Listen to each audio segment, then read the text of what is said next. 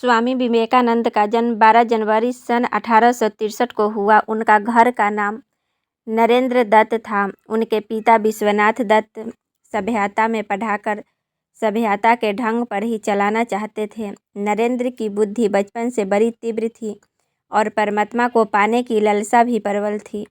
इस हेतु वे पहले ब्राह्मण समाज में गए, किंतु वहां उनके चित्त को संतोष नहीं हुआ। सन 1884 में विश्वनाथ दत्त की मृत्यु हो गई।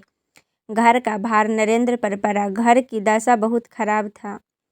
कुशल यही थी कि नरेंद्र का विवाह नहीं हुआ था। अत्यंत गरीबी में भी नरेंद्र बड़े अतिथि सेवी थे। स्वयं भूखे रहकर अतिथि को भोजन कराते, स्वयं बाहर वर्षा में रात भर भीगते ठिठुरते पड़े रहते और अतिथि को अपने बिस्तर पर सुला देते। रामकृष्ण परमहंस की प्रशंसा सुनकर नरेंद्र उनके पास पहले तो तर्क करने के विचार से ही गए थे, किंतु परमहंस जी ने देखते ही पहचान लिया कि ये तो वही शिष्य है जिसका उन्हें कई दिनों से इंतजार है। परमहंस जी की कृपा से इनको आत्म साक्षात्कार हुआ। फलस्वरूप नरेंद्र परमहंस जी के शिष्यों में प्रमुख हो गए। संन्यास लेने के बाद इनका नाम विवेकानंद हुआ। स्वामी विवेकानंद अपने जीवन अपने गुरुदेव स्वामी रामकृष्ण परमहंस को समर्पित कर चुके थे। गुरुदेव के शरीर त्याग के दिनों में अपने घर और कुटुंब की नाजुक हालत की परवाह किए बिना, स्वयं के भोजन की परवाह किए बिना गुरु सेवा में सतत हाजिर रहे। गुरुदेव का शरीर अत्यंत रुग्ण हो गया था। इन सब की सफाई वे खूब ध्यान से करते थे। एक बार किसी ने गुरुदेव की सेवा में घृणा और लापरवाही दिखाई तथा घृणा से नाक भाव सिकुड़ाई। यह देखकर विवेकानंद को गुस्सा आ गया। गुरु के प्रति ऐसी अनन्य भक्ति और निष्ठा के प्रताप से ही वे अपने गुरु के शरीर और उनके दिव्यतम आदर्शों की उत्तम सेवा कर सके। गुरुदेव के वे समझ सके, स्वयं के अस्तित्व को गुरुदेव के स्वरूप में विलीन कर सके, समग्र विश्व में भारत के अमूल आध्यात्मिक खजाने की महक फैला सके। उनके इस महान व्यक्तित्व के नींव में थी ऐसी गुरु भक्ति, गुरु सेवा और गुरु के प्रति अनन्य निष्ठा। 25 वर्ष की अवस्था में नरेंद्र दत्त ने गेरुआ वस्त्र पहन लिए। तत्पश्चात उन्होंने पैदल ही पूरे भारतवर्ष की यात्रा की।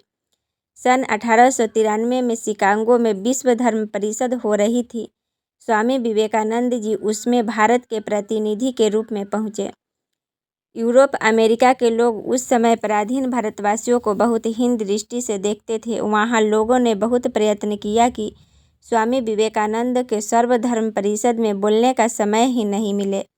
एक अमेरिकन प्रोफेसर के प्रयास से उन्हें थोड़ा समय मिला, किंतु उनके विचार सुनकर सभी विद्वान चकित हो गए।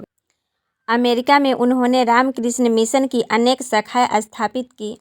अनेक अमेरिकन विद्वानों में उनका शिष्यत्व ग्रहण किया। वे सदा अपने को गरीबों का सेवक कहते थे।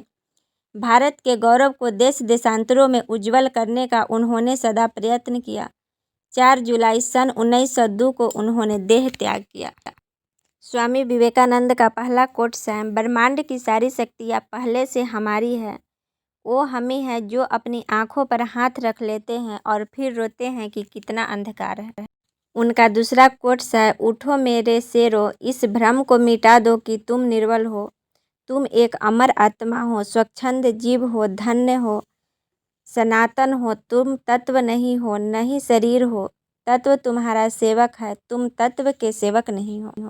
उनका तीसरा कोट्स है, उठो जागो और तब तक नहीं रुको जब तक कि लक्ष्य न प्राप्त हो जाए। उनका चौथा कोट्स है, जिस तरह से विभिन्न स्रोतों से उत्पन्न धाराएं अपना जल समुद्र में मिला देती है, उसी प्रकार मनुष्य द्वारा चुना गया हर मार्ग, चाहे वह अच्छा हो या बुरा, भगवान तक जाता है।